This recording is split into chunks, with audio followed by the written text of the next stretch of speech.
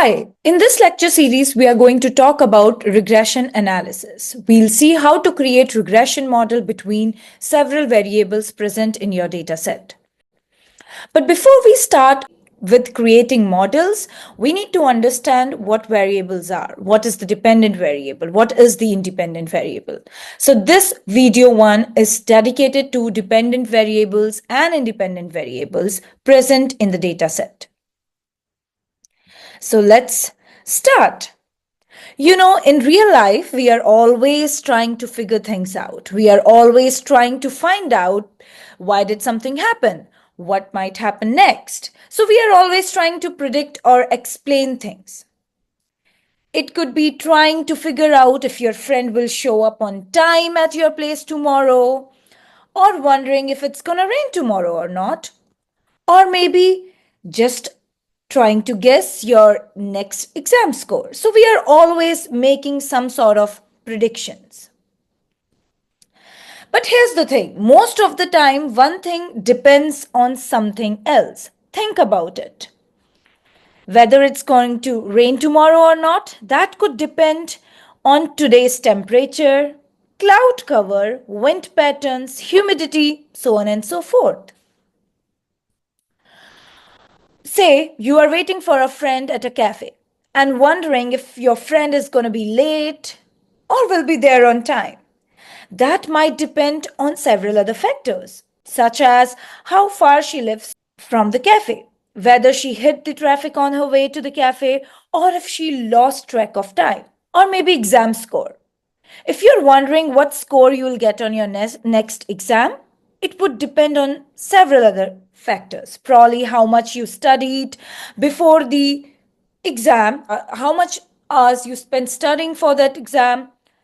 Did you have exam anxiety during the exam?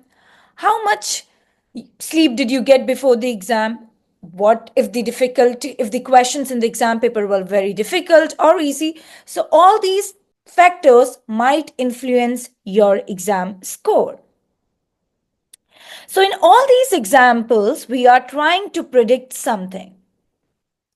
The main thing we are trying to do is explain something, figure out something. That is our main question, or what we call as the dependent variable in statistics. In statistics, we call it dependent variable, target, outcome. It has several names.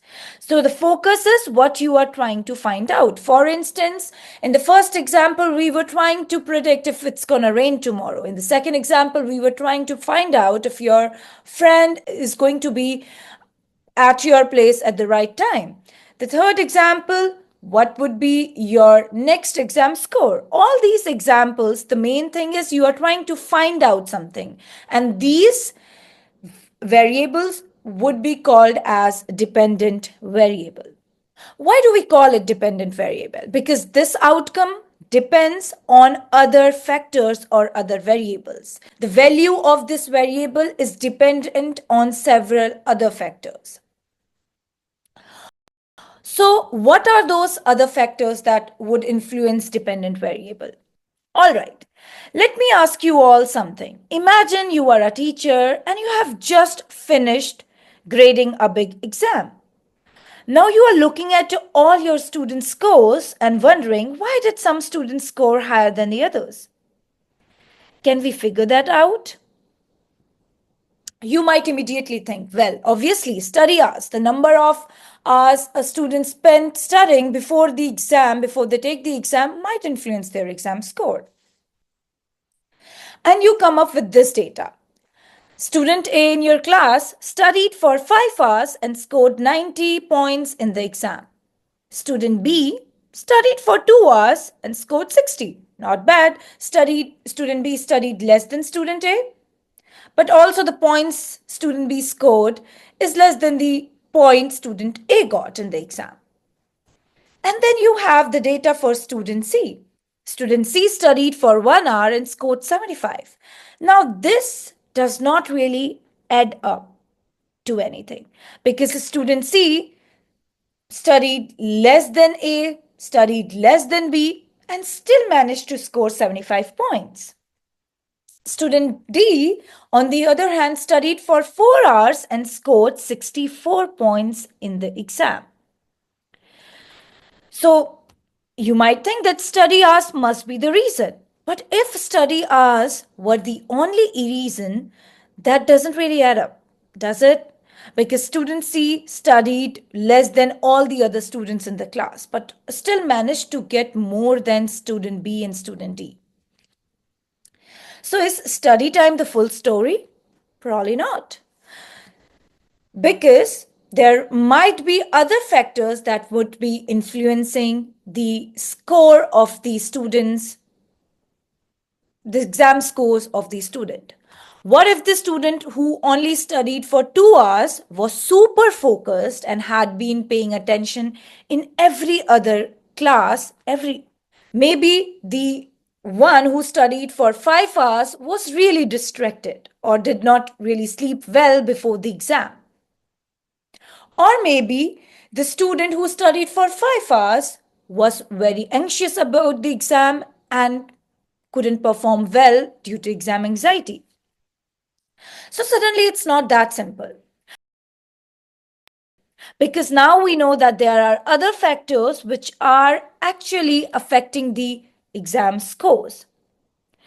How many hours each student studied, how much sleep they got the night before, whether they attended lectures, their understanding of the subject, even their stress levels. So, to really understand exam scores, we need more information. We need to look at other factors. So, now we are just not looking at the number of hours they spend studying for the exam, but we are looking at the other factors as well. How much sleep they got the night before the exam. Were they anxious while they were taking the exam? Or the difficulty level of the exam paper. All of these variables could play a crucial role. And these variables that play crucial roles, these factors that plays crucial role are affecting the value of the dependent variable. Dependent variable here is the exam score. And these factors are somehow influencing the exam score. And such factors, such variable that affect the dependent variable, the value of the dependent variable in some way or the other way, are called independent variables. So when you are a teacher and you are trying to collect the data set, you are treating each student like one observation. So observation 1 could be the exam score of student A, this number of hours student A spent studying before the exam. If the student has exam anxiety while taking the exam, the number of hours they slept the night before the exam. So in our class of student, each student is like one observation in our data set. And for every student, we collect values for the independent variable such as study hours, sleep, exam anxiety, so on and so forth. And their corresponding exam score is treated as the dependent variable. Once we collect this kind of data across the class, we can start analyzing the patterns. For instance, do students who slept well and studied more tend to score higher? Does exam anxiety really hurt performance if they studied a lot? So, all these patterns start to come alive in the data. And that's what makes statistics so powerful. We are not just guessing, we are using real data to understand the relationship between variables and then using that to make predictions or any sort of conclusion. So, what did we see? We saw independent variable. What is independent variable? Independent variable is the cause. Its value is independent of other variables in your study. And the other variable we saw is dependent variable. What is dependent variable? The dependent variable is the effect. Its value depends on changes in the dependent variable. So the next time you're trying to understand or predict something, be it test scores, be it customer behavior, be it weather forecasting or anything else, just remember, look at the dependent variable. Think about the independent variables that might affect it and collect good data. And that's where the magic starts.